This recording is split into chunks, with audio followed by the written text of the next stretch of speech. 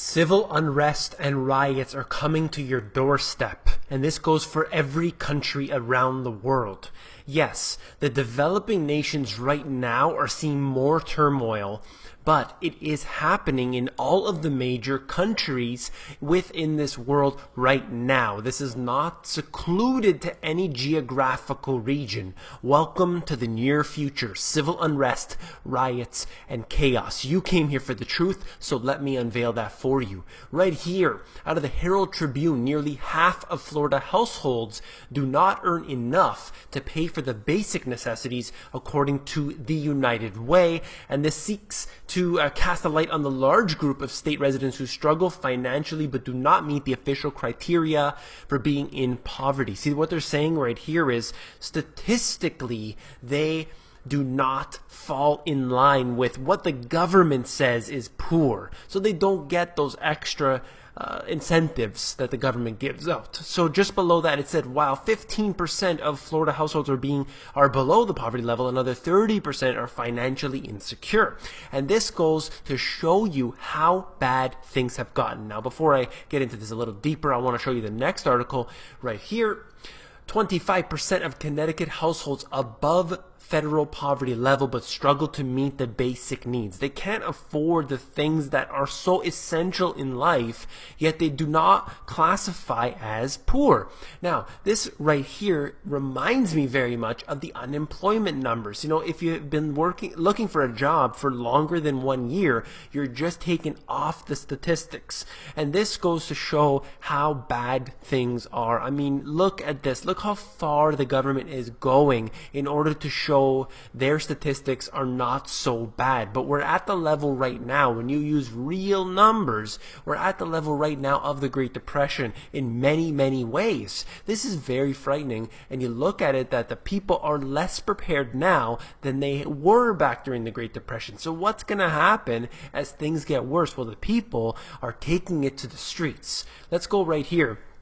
Italy's immigration crisis moves to the streets. Now, there are many reasons why this is happening. Essentially, there are many refugees coming in, and the government is helping them out. And that is really upsetting the lower class of individual who are struggling as it is. And they're basically saying that, you know, they want their fair share, and these individuals should not get it. Now, while you may not agree with whatever is happening necessarily, the reason I'm mentioning this is to show you how bad it is in other regions around the world and what the result of that is. This isn't fear-mongering like all of the silliness that I see oftentimes reported in the mainstream media.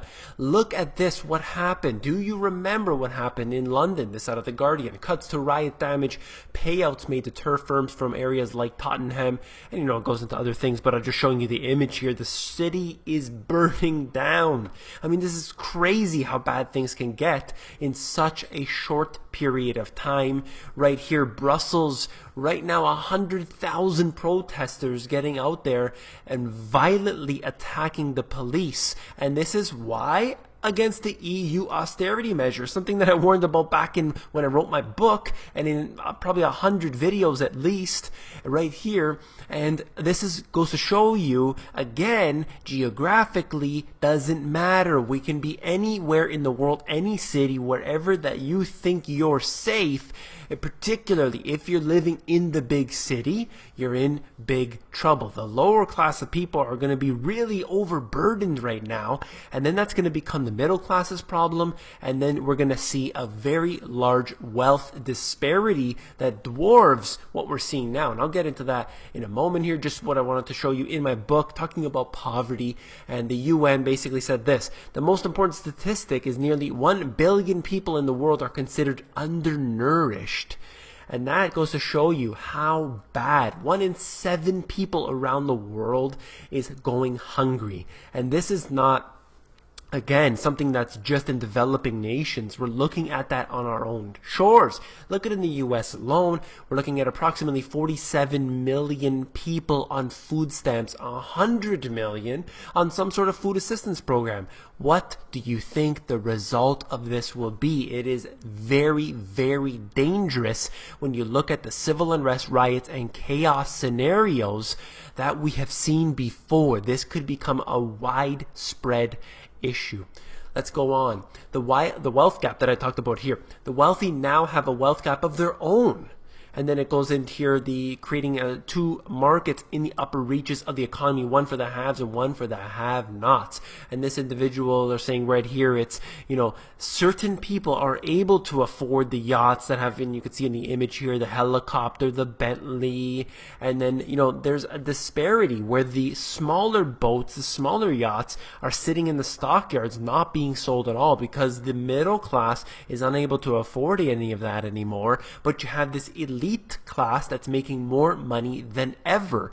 And this is not a good thing. This is a very big problem when you can't have a strong middle class. You're going to have the middle class moving into the lower class being pushed down even further, and all of these people are going to have to be on their knees begging for their government. And you know that that's just going to cause more expansion, and more expansion of the government, which only leads to more austerity measures and more pain.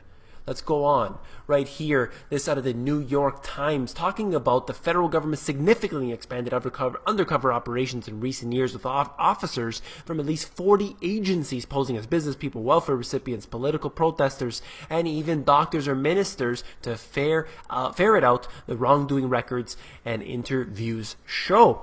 The reason I mention this is, it's twofold. Yes, they have on the surface level, they need to do this kind of thing. I understand there is police work, they need to do investigative work. That is important. I get it. But the money is being funneled into the government, and it is wasted this way. There is so much money being wasted in the government structure where they have this big government, and this is not going to the individuals who need it most, particularly at this time of need.